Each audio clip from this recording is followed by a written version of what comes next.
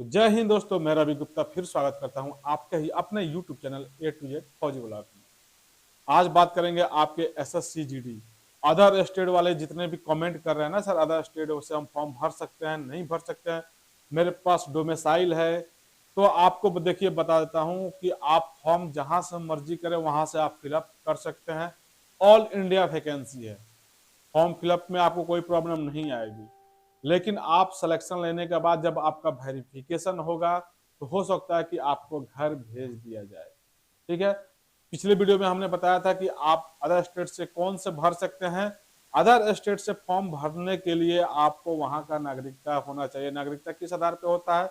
आपका वहां भी कोई लैंड होना चाहिए, जमीन होना चाहिए, आपका वहां कोई भी आपके पिता फादर का कोई भी डॉक्यूमेंट होना चाहिए, या आपका वहां से कोई डॉक्यूमेंट होना चाहिए, चाहे दस्तावेज हो गया, आधार कार्ड हो गया, या हो सकता है कि आप वहां पढ़ाई एजुकेशन पूरा कर रहे होंगे।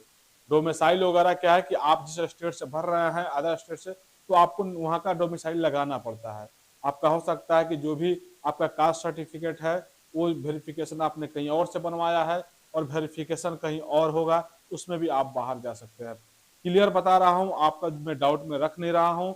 आपके जो भी सवाल हैं वीडियो को पूरा देखिएगा, पूरा आपका ए टू जेड क्लियर हो जाएगा। ठीक है, तो देखिए, आप सोचते होंगे कि हम ये सपोर्टेड मान के चलिए यूपी के हैं, यूपी का हमारे पास कास्ट सर्टिफिकेट है और हम डोमिसाइल आपको असम, नागालैंड, मणिपुर या जहां का भी कटअप कम जाता है, वहां बच्चे ज्यादा भागते हैं, वहां से फॉर्म अप्लाई करते हैं। फॉर्म अप्लाई हो जाता है, सब कुछ हो जाता है। बहुत से बच्चों को आपने कमेंट किया होगा, बहुत से बच्चे तो ज्वाइनिंग तक कर लिए। ठीक है, अच्छी बात है, बहुत से बच्चे ज्वाइनिंग कर लिए हैं, लेकिन जब वेरिफिकेशन होगा तो कहीं ना कहीं वो पकड़े जाएंगे और पकड़े जाने के बाद उनको ऊपर कानूनी कार्रवाई भी होगी और सूखा घर भेज दिया जाएगा। और बात कर रहे थे, देखिए वेरिफिकेशन अगर आप करवा सकते हैं तो आप फॉर्म भरिए, वो आपके ऊपर है। ऑफिशियली हम लोग कुछ नहीं बता सकते हैं। जो आप लोग कमेंट करते हैं ना सर, ये हो सकता है कि नहीं हो सकता, देखिए ये ऑफिशियली हम लोग कुछ नहीं बता सकते। आपको बता रहे हैं कि आपका जो भी है रिक्वायर्ड है, आपको तैयारी है, आप मेहनत कीजिए। वैकेंसी हर साल अभी आ रही है एसएससी जीडी की, तो आप अपने स्टेट से फॉर्म भरिए, आपको कहीं भी प्रॉब्लम नहीं होगी। कटअप थोड़ा कम ज्यादा जाता है, लेकिन आप अपने स्टेट से फॉर्म भरते हैं तो आपको कहीं भी प्रॉब्लम देखने को नहीं मिलेगी। अभी नेक्स्ट बात कर लेते हैं आपका जो एज रिलेक्शन का है। तो देखिए, जिनका एज है अभी वो फॉर्म फिलअप कर दीजिए, जो भी आपका 31 तारीख तक है वो फॉर्म फिलअप कर दीजिए। रहेगा आपका एज रिलेक्शन का, तो देखिए आपका एक अजय करके एक एडवोकेट है, इन्होंने कोर्ट में केस दायर किया है। जब आपको गुजरात और केरला जैसे दंगों वालों का हर साल वैकेंसी में जब छूट दी जाती है, उनका अगर भरपाई अभी तक नहीं हो पाया था, तो कोरोना काल में 2 साल के बाद जो बंद थी, उसका एक बार 2 साल का उम्र में छूट दे देने से क्या उनकी भरपाई हो जाएगी? तो नहीं होगी। तो उस पर उन्होंने अपना केस दायर किया है।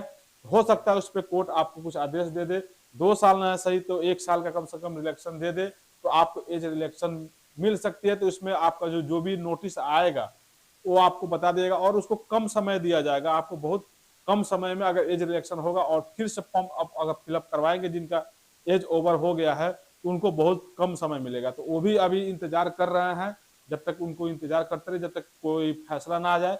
लेकिन अगर एज रिलेक्शन नहीं मिलता है और जिनका एज हो गया है, उस चक्कर में अगर रुके हैं तो वो ना रुके रहे, अपना फॉर्म फिलअप कर दे, तो आपको आगे चल के कठिनाई का सामना करना पड़ सकता है।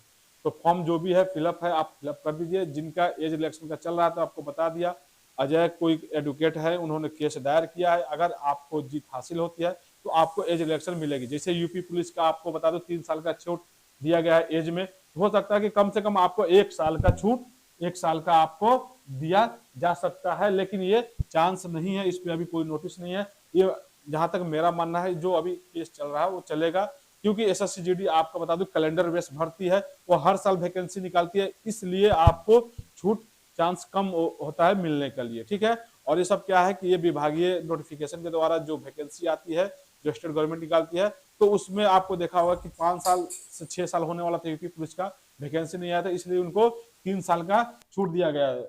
लेकिन आपको एसएससी जीडी बता देता हूँ, एसएससी जीडी आपको हर साल वैकेंसी लेकर आती है और हर साल वैकेंसी आपकी कराती है।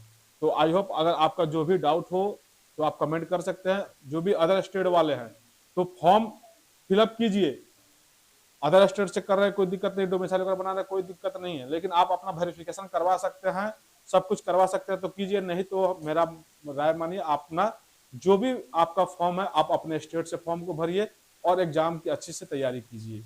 और कोई भी डाउट अगर रह जाता है तो आप कमेंट करके पूछ सकते हैं, जो भी छूट वगैरह का है उस पर चल रहा है। तो बस यही एक छोटी सी जानकारी देता, अगर आपको जानकारी अच्छी लगी हो और आप हमारे चैनल पर नए हैं तो हमारे चैनल को अभी तक सब्सक्राइब नहीं किया तो हमारे चैनल को सब्सक्राइब करके बेल वाली घंटी को प्रेस कर दे ताकि आने वाली वीडियो का नोटिफिकेशन आपको मिलता रहे। फिर मिलते हैं दूसरे वीडियो में, तब तक जय हिंद, वंदे मातरम।